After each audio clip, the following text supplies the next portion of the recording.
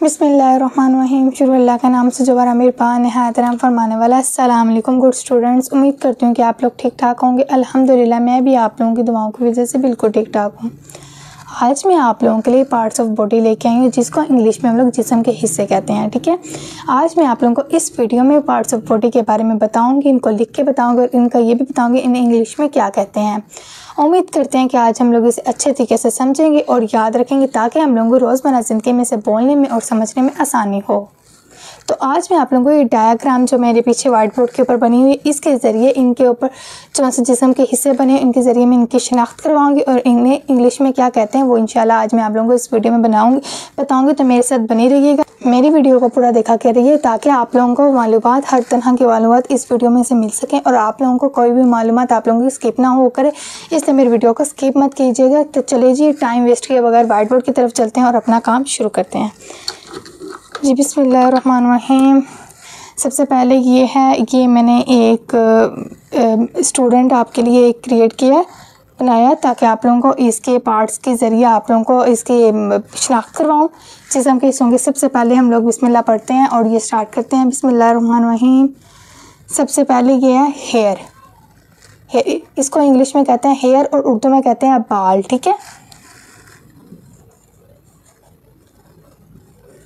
ठीक है, hair HAIR hair. ठीक है, बाद में आती है इसकी बारी आइज़ की, EYE आइज़। इसके ज़रिए हम देख सकते हैं। ठीक है, इसको इंग्लिश में आइज़ कहते हैं और आइज़ के स्पेलिंग होते हैं EYE आइज़। ये पार्ट्स ऑफ बॉडी हैं। ये है NOSE नोज़, इसको इंग्लिश में नोज़ कहते हैं और इसके स्पेलिंग है NOSE नोज़। ठीक है, और ये LI, इसे इंग्लिश में लिप्स कहते हैं, LIPS। ठीक है, लिप्स। ओके, उम्मीद करती हूँ कि आप लोगों को यहाँ तक, जहाँ तक मैंने आपको समझाया, आप लोगों के लिए क्लियर हो गया होगा। सबसे पहले आप इधर आते हैं,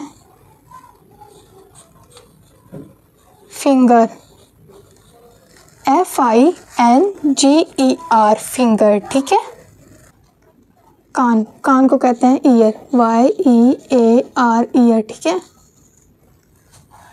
बालों से पहले हेड आता है, हेड को कहते हैं सर।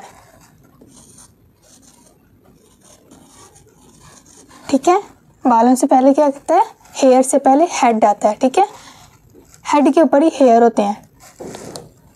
और घुटने को कहते हैं नी, इसका के साइलेंट है इसलिए इसे हम कहेंगे नी। ठीक है, और इसकी उंगली को, पाँव की जो उनकी उंगली होती है, इसको कहते हैं टो। ठीक है, और ये जो से घुटने से ऊपर जो सा हिस्सा होता है जिस्म का, उसको कहते हैं लेग। और इसको कहते हैं पाँव के इस हिस्से को कहते हैं फुट। और एल्बो को कहते हैं इंग्लिश में एल्बो ही कहते हैं, उर्दू में इसको कहते हैं कोहनी और इंग्लिश में इसको कहते हैं एल्बो,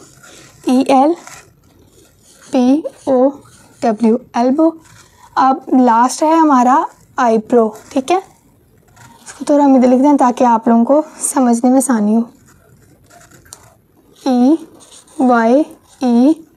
EYEBRO और W प्रो। हम लोगों ने इसे एक दफ़ा लिख लिया, अब हम एक दफ़ा इसे रिवाइज करते हैं, पढ़ते हैं। ठीक है, सबसे पहले हेड, HEAD हेड कहते हैं सर को। ठीक है, सर के ऊपर बाद में बाल उगते हैं और उनको इंग्लिश में कहते हैं हेयर, HAIR हेयर। ठीक है, बाद में आती है आईब्रो की बारी, आईब्रो को कहते हैं EYEIPROW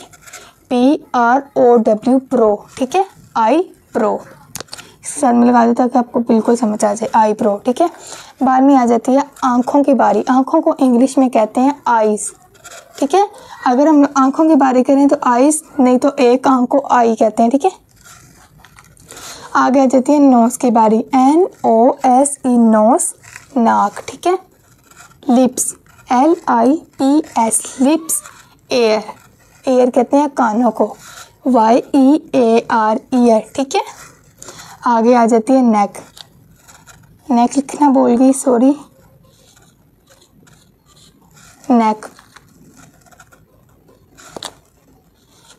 ठीक है, नेक, NECK, नेक।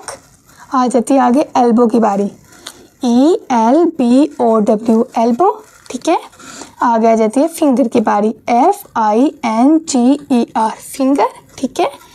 फिर आ जाती है जी घुटनों की बारी, ठीक है, उसको हम लोग इंग्लिश में कहते हैं नी, ठीक है, NEKNEE, नी। के साइलेंट है, पढ़ने में नी आएगा, लिखने में ये सारे शामिल हैं, ठीक है।